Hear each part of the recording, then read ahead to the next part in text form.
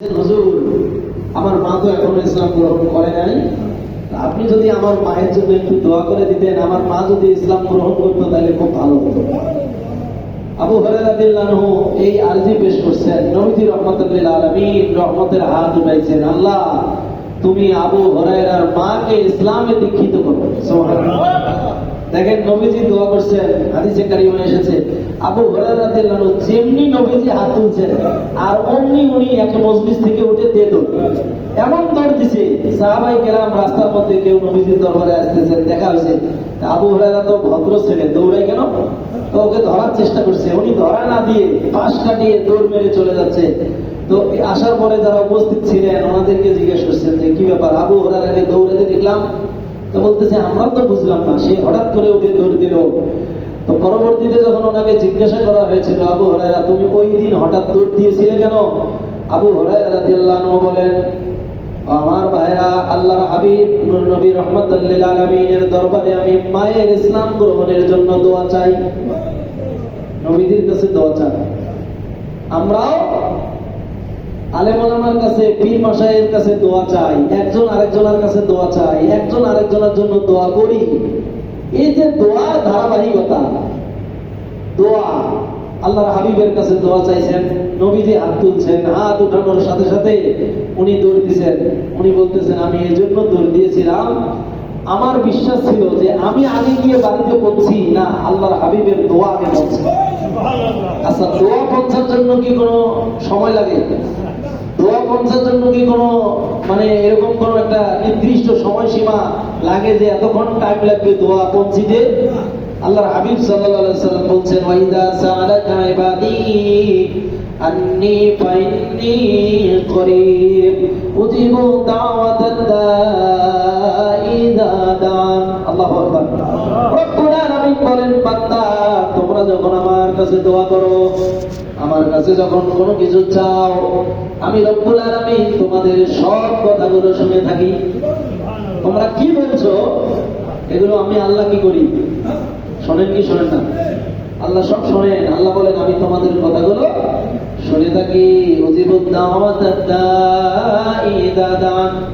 যখন আমরা দোয়া করি, আল্লাহ বলছেন যে তোমরা যখন আমি আল্লাহর কাছে চাও, উদউনি আস্তাজিব লাকুম, তোমরা যখন আমার কাছে দোয়া করো, আমাকে যখন ডাকো, আমি আল্লাহ তোমাদের ডাকে সাড়া দিই।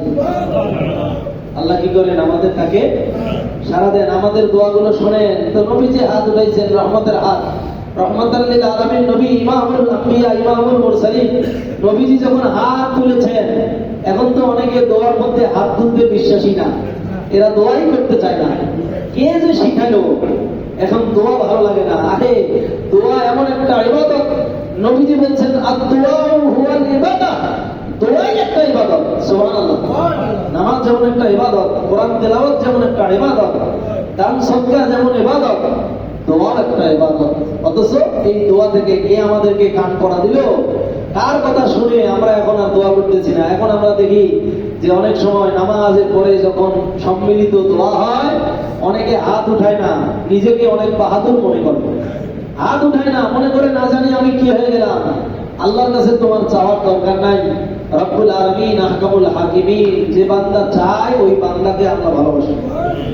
দুনিয়ার মানুষের একটা নিয়ম আছে, আপনি যদি প্রত্যেকদিন একটা মানুষের কাছে কিছু চান, ওই লোকটা আপনার দেখলেই বলবে যে আসতেছে আমার কাছে কি জানি চাবে, তাই না? আর মানুষটা বিরক্ত হবে। আপনি যদি বারবার চান, বলবে তার এই চাওয়াটা পেশা হয়ে গেছে, এটা তার পেশা, মানুষ বিরক্ত হয়। কিন্তু আল্লাহ পাক বলেন, যে বান্দা আমার কাছে যত বেশি চায়, যত বেশি দোয়া করে, ওই বান্দা আমি আল্লাহর কাছে অত প্রিয়। সুবহানাল্লাহ। এজন্য দোয়া রব্বুল আলামিন বললেন, তোমরা যখন আমার কাছে দোয়া করো, আমি রব্বুল আলামিন তোমাদের দোয়াগুলো শুনে থাকি। তাহলে দোয়ার দরকার আছে নাই? এটা জোরে বলেন, আছে না নাই? দোয়ার দরকার আছে। আল্লাহর হাবিব সাল্লাল্লাহু আলাইহি ওয়াসাল্লাম দোয়া করছেন। আবু হুরায়রা রাদিয়াল্লাহু আনহু বলেন, আমি প্রমাণ করতে চাই আমি আগে যাই না আমার দোয়া আগে যাবে। তো বাড়িতে গিয়ে যখন দরজায় আওয়াজ করেছি, আমার মাকে সালাম দিয়েছি, মা বলতেছে আবু হুরায়রা তুমি এসেছো, একটু অপেক্ষা করো, আমি রেডি হচ্ছি। সুবহানাল্লাহ। কিসের জন্য রেডি হচ্ছেন? বলে আমি ওযু গোসল করে পবিত্র হয়ে আমি তোমার সাথে যাব। মা কোথায় যাবে? বলে আমি তো আল্লাহর হাবিবের দরবারে যাব। তুমি যে ইসলাম গ্রহণ করেছো, আমিও ইসলাম গ্রহণ করেছি।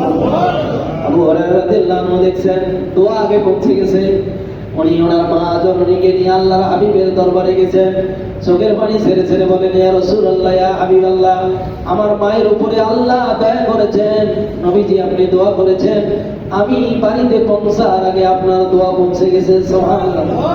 আবু হুরায়রা রাদিয়াল্লাহু আনহু ইসলাম গ্রহণ করলেন, কিন্তু আবু হুরায়রা রাদিয়াল্লাহু আনহুর মা ইসলাম গ্রহণ করার পরে নবীজির কাছে গিয়ে বললেন, ইয়া রাসূলুল্লাহ, ইয়া হাবিবাল্লাহ, আমার এই কলিজার টুকরা সন্তান আবু হুরায়রা, একে আমি আপনার কাছে দিয়ে দিলাম। এ আপনার খাদেম হয়ে, আপনার গোলাম হয়ে, আপনার সঙ্গী হয়ে সবসময় আপনার সাথে থাকবে। ইয়া রাসূলুল্লাহ, ইয়া হাবিবাল্লাহ, আমার মা বলেছে আমি আপনার সাথে থাকবো। আমার কাজ কি? আপনি যা বলবেন আমি শুনবো, আপনি যা করবেন তা আমি দেখবো। সুবহানাল্লাহ বলেন না? আসহাবে সুফফাবাসীর অন্তর্ভুক্ত আবু হুরায়রা রাদিয়াল্লাহু আনহু সাহাবীদের মধ্যে সবচেয়ে বেশি হাদিস বর্ণনা করেছেন আবু হুরায়রা রাদিয়াল্লাহু আনহু। 5000-এরও অধিক হাদিস বর্ণনা তিনি করেছেন। তো তিনি এক সময় নবীজির কাছে বলছেন, ইয়া রাসূলুল্লাহ, ইয়া হাবিবাল্লাহ, আমি তো আপনার কথাগুলো শুনি নুরানি জবানে, আপনি যা বলেন নবুয়তের জবানে, আমি কথাগুলো শোনার পরে আমার না বেশিক্ষণ মনে থাকে না, আমি ভুলে যাই। তো নবীজি বললেন, আবু হুরায়রা, তোমার রুমালটাকে বিছায় দাও।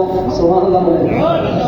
রুমাল মুবারক আবু হুরায়রা রাদিয়াল্লাহু আনহু যখন রুমালটা বিছায় দিলেন, আল্লাহর হাবিব রাহমাতাল লিল আলামিন রহমতের হাত রুমালের উপরে রেখেছেন। হাত কিছুক্ষণ রেখে হাতটা যখন নবীজি উঠায় নিয়েছেন, আবু হুরায়রা রাদিয়াল্লাহু আনহুকে বললেন, তুমি চাদরটা উঠায় নাও। উনি যখন চাদরটা উঠালেন, দেখেন সাহাবায়ে কেরামের মধ্যে কেমন আদব। আমরা হয়তো চাদরটা তুলে একটা ঝাড়া দিতাম, যে ধুলাবালি উঠছে নাকি, চাদরটা উঠায় একটা ঝাড়া দিয়ে তারপরে হয়তো ধারে নিতাম। কিন্তু সাহাবী যেই চাদরের উপরে রাহমাতাল লিল আলামিন হাত রেখেছেন, ওই চাদর ঝাড়া দিয়ে নয়, ফাদুম্মু, তিনি এমন ভাবে জড়ায় নিছেন, জড়ায় নিয়ে আবার বুকের সাথে জড়ায় নিছেন। সুবহানাল্লাহ। আল্লাহর হাবিব চাদরের মধ্যে কি দিলেন, আবু হুরায়রা রাদিয়াল্লাহু আনহু কি নিলেন?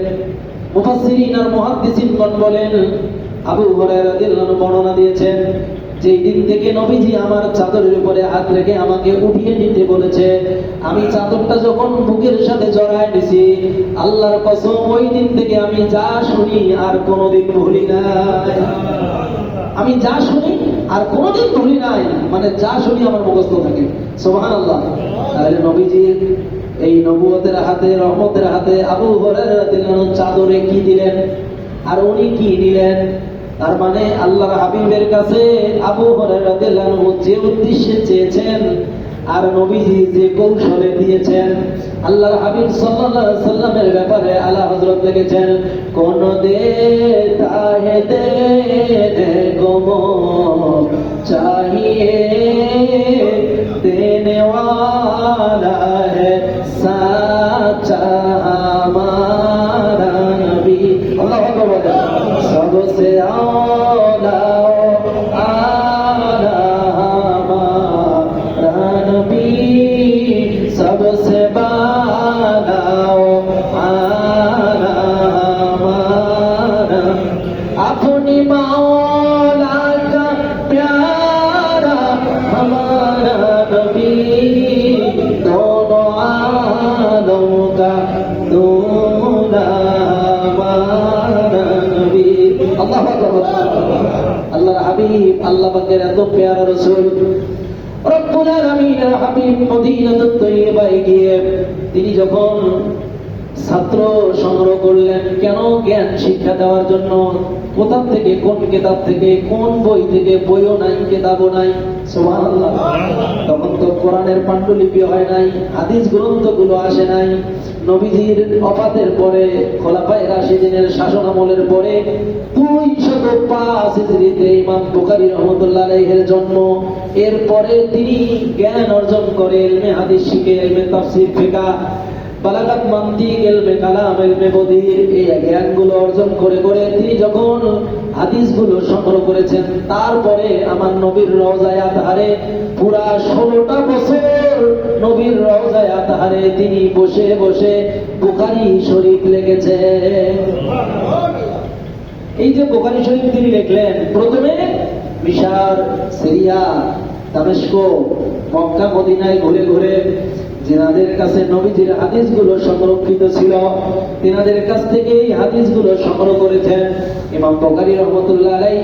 এরপরে বুখারী শরীফ লেখার সময় পৃথিবীর কোন জায়গা নয়, মদিনাতুত তয়্যিবা আল্লাহর হাবিবের রওজায়ে আতহারের পাশে তিনি বসে এই হাদিস লেখার কাজ শুরু করেছেন।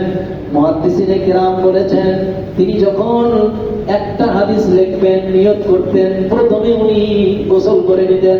সুবহানাল্লাহ। হাদিস আল্লাহর হাবিবের জবানের বাণী, কত দাম। একটা হাদিস লিখবেন, উনি গোসল করলেন, গোসল করার পরে উযু করে নিতেন, উযু করার পর আতর সুরমা লাগিয়ে চলে যেতেন আল্লাহর হাবিবের দরবারে। নবীজির রওজা শরীফের পাশে বসে উনি কলম দিয়ে লিখতেন বুখারী শরীফ। একটা হাদিস যখন লিখবেন, একটা হাদিস লেখার আগে উনি 2 রাকাত নফল নামাজ পড়তেন। সুবহানাল্লাহ বলেন, আরো জোরে বলেন সুবহানাল্লাহ। আর এখন তো নফল কেন, সুন্নতের দাম নাই। এখন বলে খালি ফরজ করলেই না, আর দরকার নাই। অথচ মুফাসসিরিন, মুহাদ্দিসিনে কেরাম, আউলিয়ায়ে কেরাম, আল্লাহর মাহবুব বান্দাগণ, নবীজি বলছেন ফরজ ইবাদত করে কেউ আল্লাহর ওলি হতে পারবে না যতক্ষণ পর্যন্ত বিন নওয়াফিল, বেশি বেশি নফল ইবাদত করবে না। তাহলে আল্লাহর মাহবুব বান্দা হতে হলে, আল্লাহর মাহবুব বান্দি হতে হলে কি করতে হবে? ফরজের পাশাপাশি বেশি বেশি নফল ইবাদত করতে হবে। এখন তো নফল ইবাদতের প্রচলন নাই। কেন? এখন তো এমন তথ্য প্রযুক্তির যুগ, মোবাইলের ভিতরে সব পাওয়া যাচ্ছে। এজন্য কে যেন কার কথা শুনে আমরা সব নফল ইবাদত বাদ দিয়ে দিচ্ছি। এখন নফল ইবাদত করার আর ইচ্ছা, অনুভূতি, আমাদের মধ্যে ওই আগ্রহ, এগুলো নাই। অথচ ইমাম বুখারী রহমাতুল্লাহ আলাইহি বুখারী শরীফ লিখতেছেন, তিনি একবার একটা হাদিস লেখার জন্য তিনি বুখারী শরীফের প্রথম হাদিস এনেছেন, ইন্নামাল আমালু বিন্নিয়াত। প্রত্যেক আমল, প্রত্যেক কাজ নির্ভর করে বান্দার নিয়তের উপরে। সুবহানাল্লাহ। আপনার নিয়ত যদি ভালো হয়, আল্লাহ যা ভালো দিবেন। আর নিয়ত যদি খারাপ থাকে, আপনি লোক দেখানোর জন্য যদি কোনো কাজ করেন, নামাজ পড়েন, রোজা রাখেন, হজ করেন, যাকাত দেন, দানশীলতা দেখান, পৃথিবীর জমিনে যত ভালো কাজ আছে এগুলো আপনি করলেন, কিন্তু লোক দেখানোর জন্য করছেন। আল্লাহ রাব্বুল আলামিন বলেন, যেহেতু আপনার নিয়ত ঠিক ছিল না, সেই জন্য এর বদলা কিছুই দেওয়া হবে না, বরং লোক দেখানোর জন্য ইবাদত করার কারণে আপনাকে আযাব দেওয়া হবে। কিন্তু যদি এটা খালেস দিলে হয়, আমি যা করতেছি সব আল্লাহকে রাজি করার জন্য, খালেস নিয়তে, আমার নিয়ত খাঁটি, কেউ জানুক আর না জানুক, জানবে কে? আল্লাহ। জোরে বলেন, জানবে কে? রব্বুল আলামিন আলিমুম বিযাতিস সুদূর। বান্দার, প্রত্যেক বান্দার অন্তরের খবর আল্লাহ জানেন। আপনি সংকল্প করেছেন, নিয়ত করেছেন, আল্লাহ জানেন। ইমাম বুখারী রহমাতুল্লাহ আলাইহি হাদিস নিয়ে আসলেন, ইন্নামাল আমালু বিন্নিয়াত। বুখারী শরীফের প্রথমে হাদিসটা স্থান পেল। আমি যেটা বলতেছিলাম, আল্লাহর হাবিবের দরবারে শুরু হলো পড়াশোনা। ছাত্র কতজন? প্রায় 70 জন। খাওয়া কোথা থেকে আসে? আলাদাভাবে কোনো রান্না বান্নার ব্যবস্থা নাই। সুবহানাল্লাহ বলেন না? আলাদাভাবে আমাদের মাদ্রাসাগুলোতে এখন যেমন রান্নার জন্য বাবুর্চি রাখা আছে, আবার বাজারের লিস্ট সকালবেলা হলে বাবুর্চি ধরা দেবে, হুজুর এই যে আজকে এগুলো লাগবে। যেমন এখনই একটু আগে আমি ওই বাজার করে নিয়ে আসলাম। তো এই যে বাজারের লিস্ট, এরকম কোন সিস্টেম আল্লাহর হাবিবের দরবারে তখনও নাই। যারা নবীজির জবানে আধারের কথাগুলো শুনবেন, মুখস্থ রাখবেন, হাদিস আর যখন কোরআনের আয়াত নাযিল হবে এগুলো লিখবেন, কোরআনের আয়াতগুলো মুখস্থ করে নেবেন, তেনারা রাসূল পাক সাল্লাল্লাহু আলাইহি ওয়াসাল্লামের দরবারে জমা হয়েছেন, যেনাদের নাম হচ্ছে আসহাবে সুফফাবাসী। সুবহানাল্লাহ। এই আসহাবে সুফফা বারাকাবাসী নবীজির রওজায়ে আতহারে, নবীজির রওজায়ে আতহারের পাশেই এই সুফফাবাসীদের জায়গা যেটা এখনো আছে, যেখানে নবীজির সময় তেনারা অবস্থান করতেন। নবীজি যখন কোনো কথা বলতেন, তেনারা শুনে ওই কথাটা মনে রাখতেন। সুবহানাল্লাহ। নবীজি এই জবান দিয়ে বলতেন, যখন বলার পরে নবীজি বলতেন এটা কোরআন, ওটা কোরআন হয়ে যেত।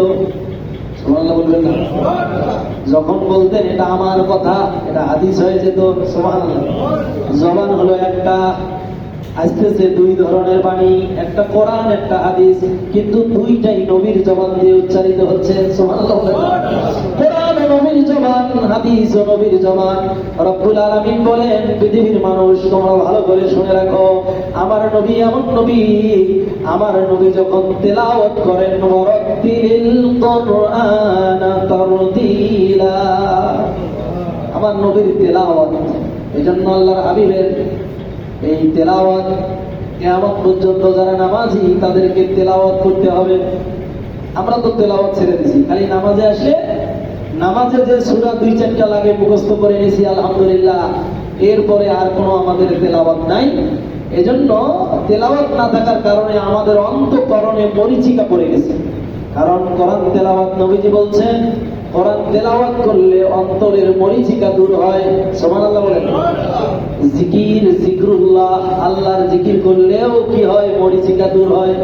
এখন কোরআন তেলাওয়াত তো নাই, জিকির বন্ধ হয়েছে। আর কিছু কিছু না বুঝে আলেম নামের জালেম, এরা বলতেছে জিকির করে লাভ কি?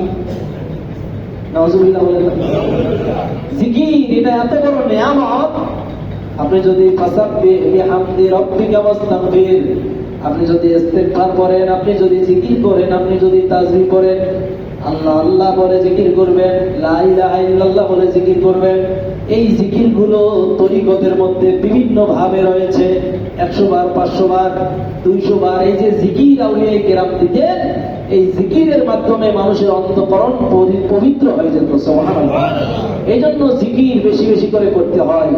আল্লাহ রাব্বুল আলামিন বলেন, যারা তেলাওয়াতুল কোরআনে অভ্যস্ত এবং জিকিরে অভ্যস্ত, ওই সমস্ত ব্যক্তিদের অন্তঃকরণ পবিত্র পরিষ্কার থাকার কারণে সর্বদা তারা মৌতের স্মরণে ডুবে থাকে।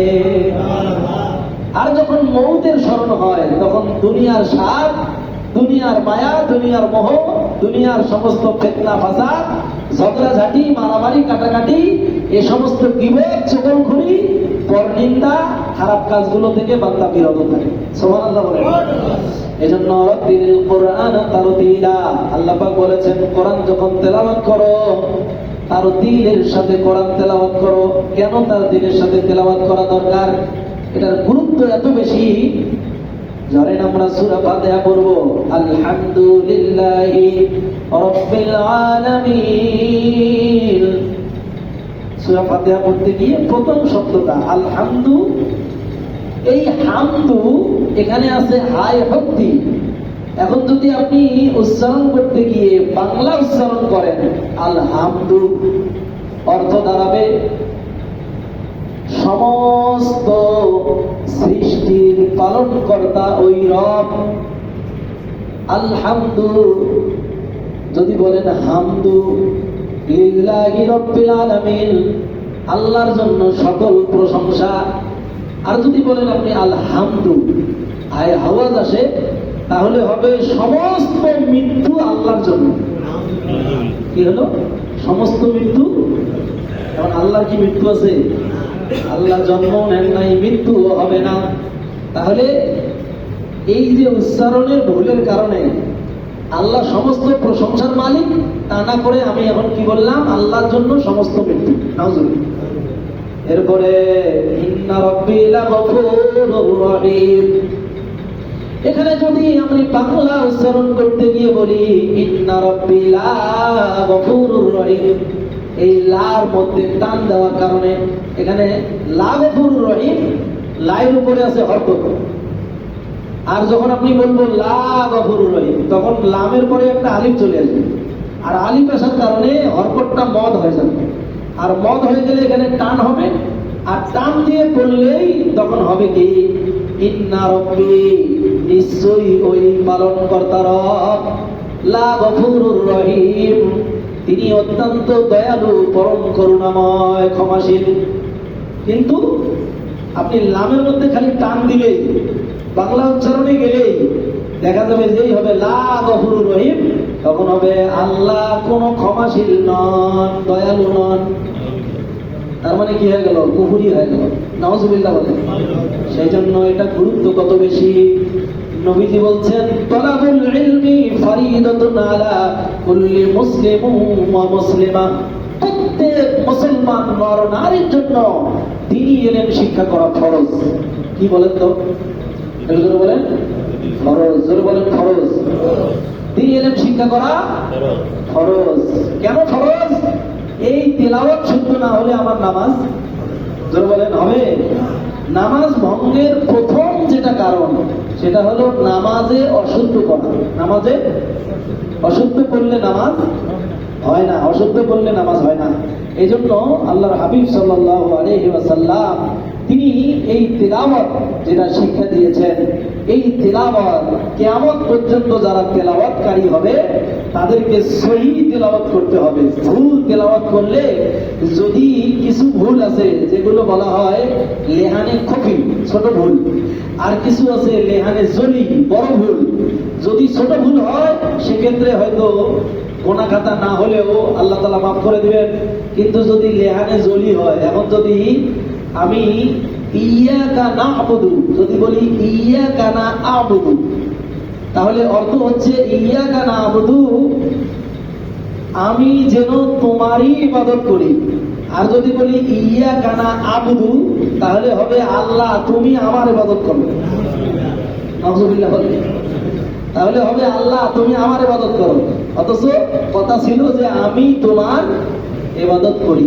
এই যে বিষয়গুলো, এজন্য কোরআন তেলাওয়াত সহিহ শুদ্ধ করে জানা, কোরআন তেলাওয়াত শেখা।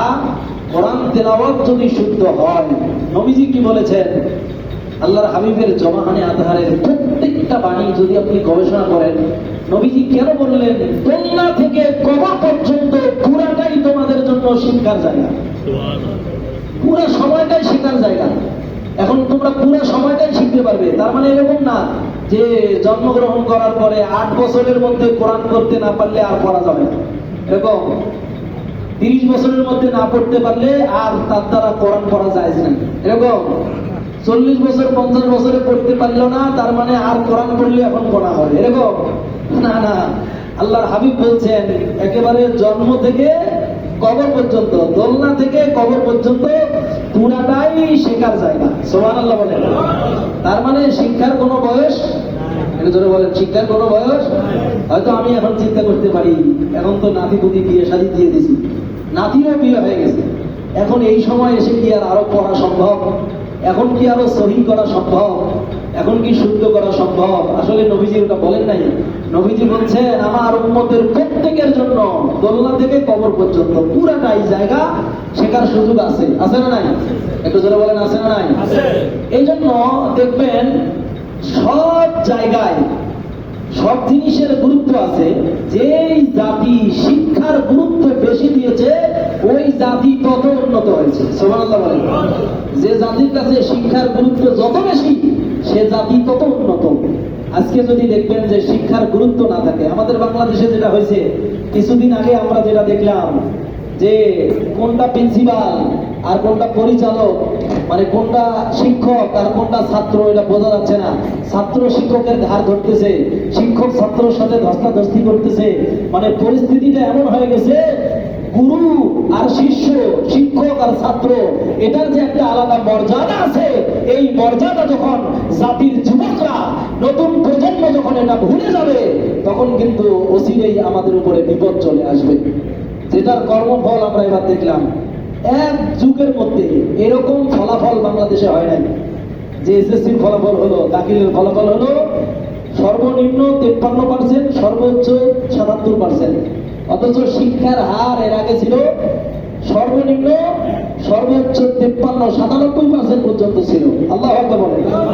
প্রায় 6 লক্ষের উপরে স্টুডেন্ট এবার ফেল করেছে।